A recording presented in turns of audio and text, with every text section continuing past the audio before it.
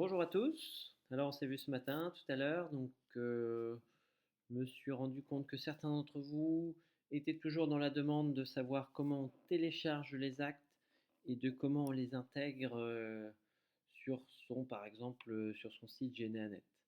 Donc je vais vous montrer, j'ai pris un petit cas concret, on va regarder ça. Et pour changer, on va aller à Plournel, donc on va rechercher l'acte de naissance de Félicie Marie Tanguy que vous voyez à l'écran, né le 31 décembre 1901. Donc pour cela, on se rend sur notre site des archives favoris, les états civils, archives d'état civil du Morbihan. On met notre petite commune, naissance, donc on cherche l'année 1901. Voilà, donc on a les naissances de 1896 à 1904. Je clique pour voir. Hop, j'avance un peu de façon à tomber. Hop, vous le voyez ici, sur l'année 1901.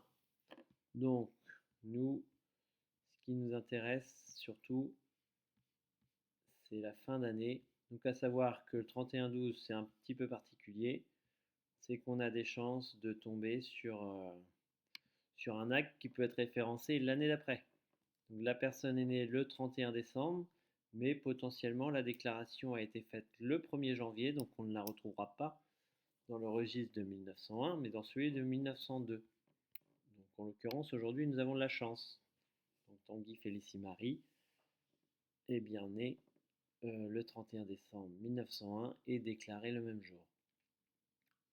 Donc, pour télécharger, sur la droite, vous avez une petite flèche qui s'appelle Partage. On peut l'ouvrir. Et moi, ce que j'aime bien faire, alors pour ceux qui préfèrent proposer des liens, vous les copiez ici avec le permalien. Mais bon, si jamais un jour les archives décident de changer le lien, il n'y aura plus d'accès. C'est déjà arrivé, notamment pour les archives des Côtes d'Armor. Donc moi, je préfère télécharger. Voilà. Donc il me télécharge la page dans son intégralité. Donc moi, je vais prendre que la partie qui m'intéresse. Sinon, on va plus trop savoir où chercher. On va revenir dessus. Voilà. Pour moi, sur mon ordinateur, ça se passe comme ça. Selon les outils informatiques, le recadrement est un petit peu différent. Donc moi, je donne toujours un nom à mes actes. Donc je donne le numéro de l'acte avec la personne concernée et j'utilise toujours sa date de naissance. Je ne me fie pas à la date de déclaration qui parfois peut être différente d'un jour ou deux, voire plus, mais c'est plus rare. Et après, on part se l'enregistrer dans le fichier qu'on préfère. Donc moi, j'ai des fichiers par commune. Hop, après, c'est chacun qui range comme il veut sa chambre. Hein. Chacun sa sauce. Tac, voilà. Je l'enregistre. Et là, je suis prêt à travailler. Hop. Donc moi, quand je travaille, je le fais sur un écran comme ça. Hop. Je reprends mon arme. Et je travaille comme ça en simultané. Alors là, c'est un petit écran, moi, que j'aime. Et voilà, si vous avez des plus grands écrans, vous pouvez mettre à droite, à gauche. C'est comme vous préférez. Donc pour ajouter les infos que je vais trouver ici, donc je vais modifier l'individu. Donc la date de naissance, je l'avais déjà. Par contre, ce que j'avais pas, c'était le numéro d'acte. Donc, et après, moi, je fais défiler l'acte, je le lis et je le traite au fur et à mesure.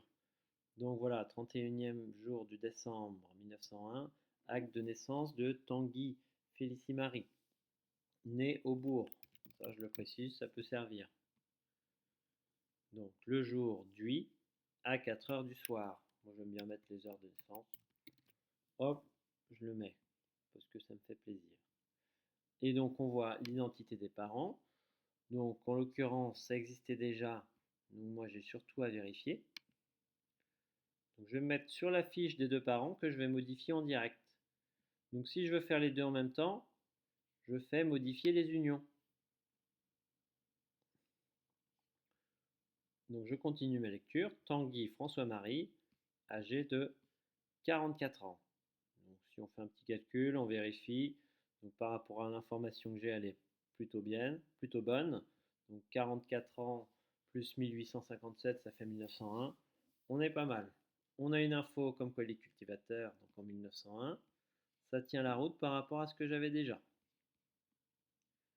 Donc son épouse Marie-Françoise Le Donnant, c'est OK. 37 ans,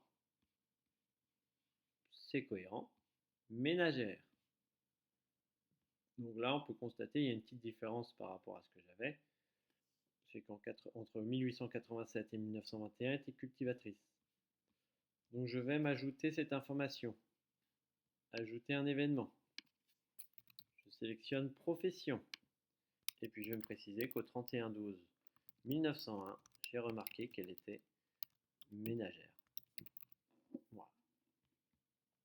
Et intéressant ici, donc les deux demeurent au bourg. Donc ça, je peux me le préciser. Et en fait, je vais tout en bas, parce que là, vous constatez, en fait, il y a une fiche à gauche, une fiche à droite. Donc ça, c'est les choses séparées. Mais quand vous allez tout en bas, vous avez la fiche commune. Donc là, on va surtout retrouver tout ce qui est lié au mariage. Donc j'avais déjà une mention comme quoi ils habitaient en 1921 à Ploarnel. Je vais en rajouter une autre.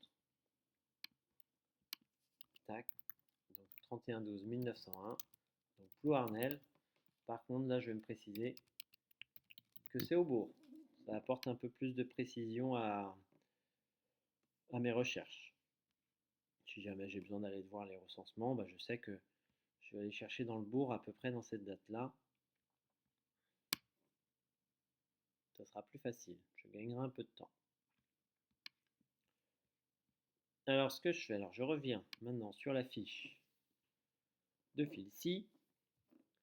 Et ce que j'aime bien mettre, moi aussi, c'est le nom des déclarants et des témoins. Donc là, en l'occurrence, c'est le père qui déclare. Donc je vais vous montrer comment on ajoute un déclarant, un témoin ou une personne mentionnée. Donc, on est sur l'acte de naissance. Donc j'ajoute une information et je vais rajouter un témoin.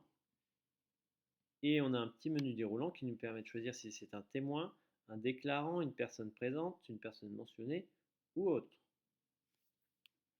Donc là, en l'occurrence, je choisis déclarant.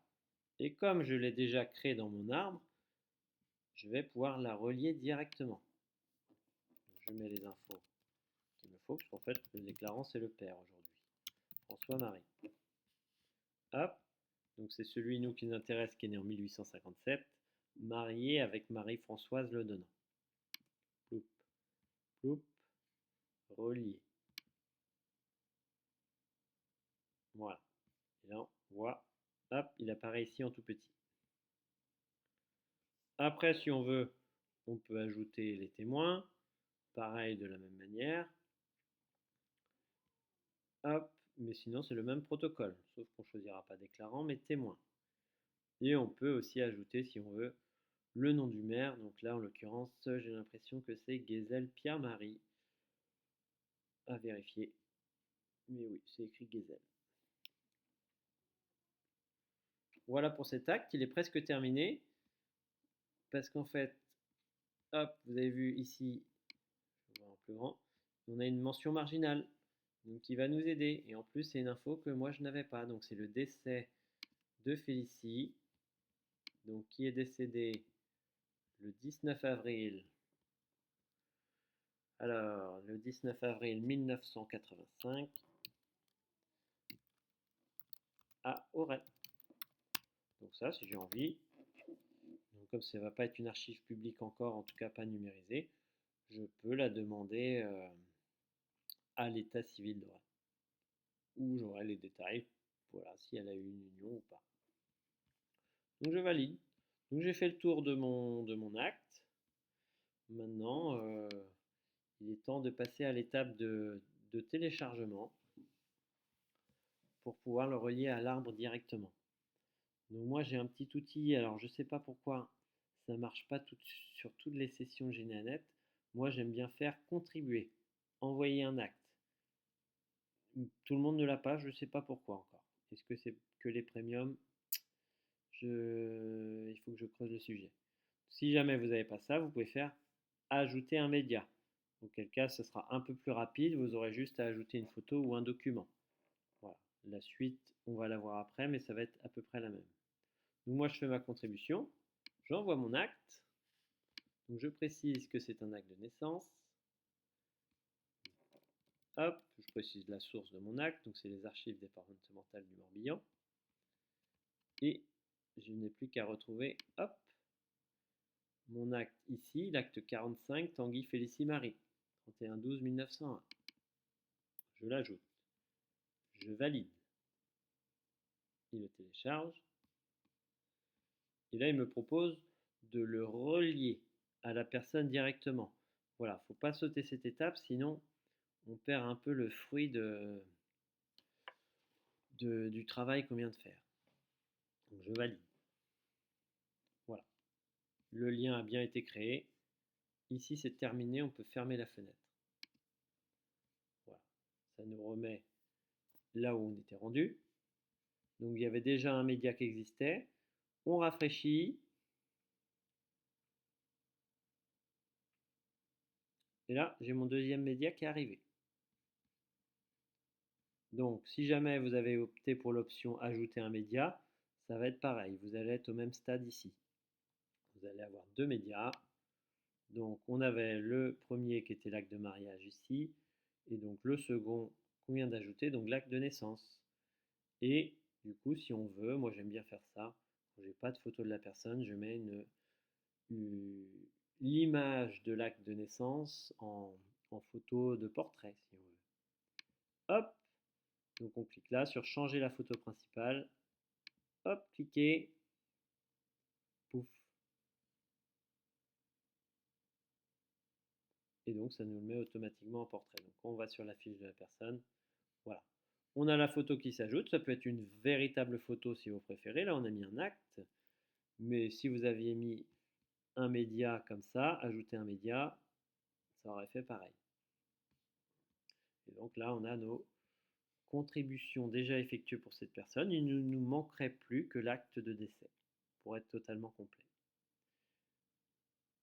Voilà, j'espère que j'ai pas été trop vite, auquel cas vous pouvez revenir en arrière sur la vidéo et puis la consulter autant de fois que vous le souhaitez. Et n'hésitez pas, si vous avez des questions, vous pouvez toujours m'envoyer un message par mail ou par téléphone. Bonne journée!